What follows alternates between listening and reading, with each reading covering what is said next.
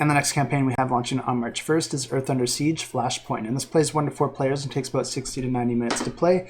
And this is a cooperative campaign game where aliens have attacked Earth. And Earth has put together its own elite team of humans in order to fight back. And players will be taking the fight to the aliens using stealth, sabotage, and ambush to push back against the enemy. Players can do things like cut the power, crawl through ventilation shafts, make use of silenced weapons, and hack the enemy databases. And I think the stealth aspect of this game is something that I would really enjoy. It's not something that I see too much in these types of games, but it's something that you see a lot in video games, where you can enter into a battle where the enemy starts unaware of your presence, and you can try to do as much damage stealthily as you can to tip the battle in your favor, but then at some point you're probably going to get caught, or it just makes sense to go guns blazing, and then at that point it turns into your typical firefight. And this game even takes that to the next level, because at the start of each scenario, players can choose a strategy card, and this is going to give a few options of the player's loadout and their starting conditions. So if you want to go heavy stealth, you can do that with that strategy card, or if you want to get a little bit more creative or go guns blazing, there will most likely be some strategy cards for that as well. In each round, players can perform a series of actions by exhausting one of their 6 action tokens until they either run out of actions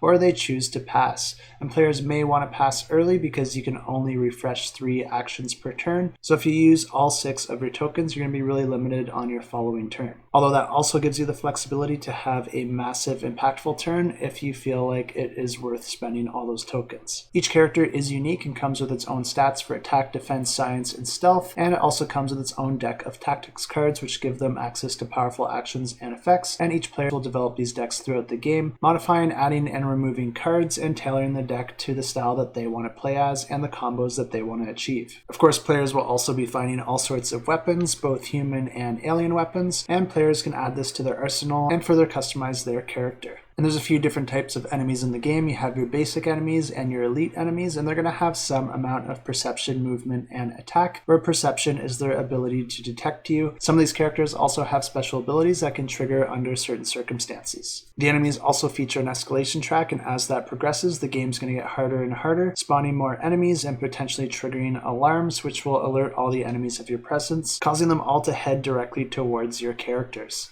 Players will be performing different checks depending on their stats and the items they have, and then combat is done with a series of dice rolling and card play where players will be using special abilities, but then also trying to have a number of hits greater than the enemy's health. In each scenario, players will be trying to complete different objectives, and if they're able to do so, they will move forward throughout the campaign, and the core campaign will feature over 20 scenarios for the players to explore.